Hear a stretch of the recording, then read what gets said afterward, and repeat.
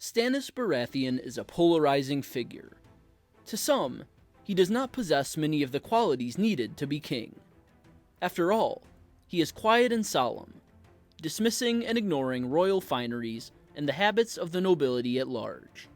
He has no interests outside duty and honor, and so is rather estranged to his fellow highborn, while also being distant from the lowborn peasantry of the realm.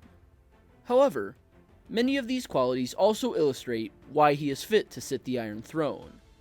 His dedication to this very same duty and honor, as well as enacting justice no matter the consequence, would serve the realm well.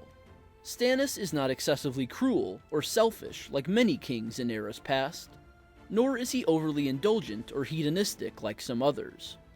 Instead, he is more akin to a pillar of unbreakable stone than a man, a figure unbent by the burden of rule. And rule he should. By all accounts, Stannis Baratheon is the rightful king of Westeros, though the lineage of Cersei's children is kept secret long enough, and even though it is dismissed as a rumor when it does come to light, it is still the truth. Thus, Joffrey Baratheon sits the Iron Throne, yet by all laws of the land, is not the king.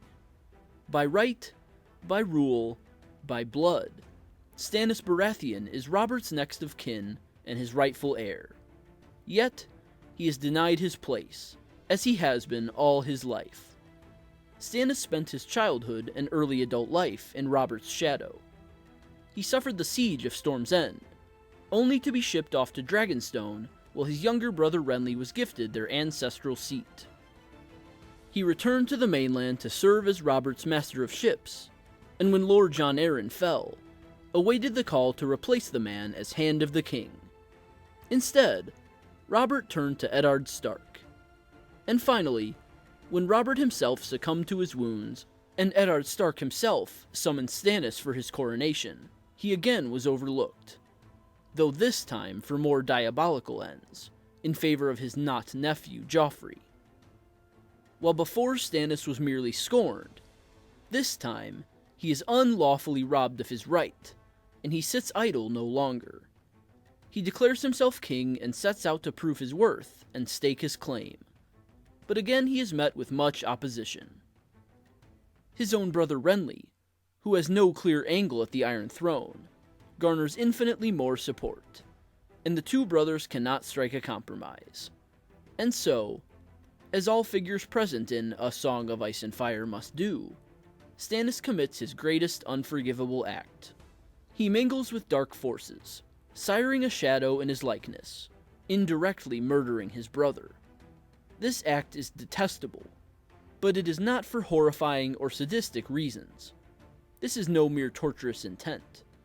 It is an act done out of regret, but also of necessity. While Renly siphons soldiers, arms, and armor that would undoubtedly rally under Stannis if not for the King in the South's popularity, the King from Dragonstone cannot achieve victory. The deed haunts him for many nights afterward, as it should, but it does put him one step closer to achieving his goal. Yet Stannis' steel backbone and iron will show their worth once more, after the capture of Storm's End and the acquisition of Edric Storm. Melisandre goads her liege from the beginning, yearning to sacrifice the boy with king's blood to her Lord of Light to garner Stannis more celestial favor, but the man forbids it. The elimination of his envious, ambitious adult brother is one thing, but the sacrifice of an innocent child is another altogether. Despite the promise of benefit, he ignores and declines Melisandre's request, and is only tempted when he sees for himself the effect of the burning of the boy's blood. In this moment, Stannis' resolve does crack, but his adherence to justice saves him, for Lord Davos Seaworth smuggles the boy away, and does so only out of the love and devotion he has for his king, which would not have been forged save through the deeds and temperament of Stannis in years prior. But although Stannis still yearns to sit the Iron Throne, none can say he cares not for his subjects. For while his rivals quarrel over petty politics, it is Stannis who turns north to face true opposition. Even though the majority of Westeros is against the second son of the Stormlands, Stannis takes it upon himself to protect them all. With the remainder of his army at his back, he defeats the wildlings at the battle beneath the wall, something no other self-proclaimed king would have bothered to do. While his position in the north still fuels the end he seeks, Stannis casts aside the politics of the south to ensure the security of the realm's staunchest, yet most vulnerable, border. Driven by both supernatural and logical providence, he takes up arms at the wall to aid one of the oldest orders of the realm. Stannis Baratheon is shunned, overlooked, or held in contempt by many in the Seven Kingdoms, but he is not driven by the whims and fleeting fantasies of the present like many fellow nobles. No, his adherence is to duty, justice, honor, and doing what must be done because it must be done. His principles drive him to stern, and even ruthless and brutal acts, but Stannis cannot be labeled a fraud, or a craven, or a selfish man of carnal whims. Stannis Baratheon cares not for passing pleasures, but is only shaped and driven by the path ahead. So, that's all for this video. Leave a comment with your thoughts, I'd love to hear them. Leave a like if you enjoyed, and subscribe if you're new here, I'd love to have you.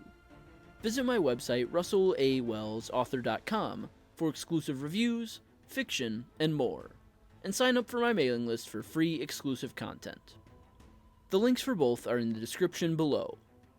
And, like always, I will see you next time.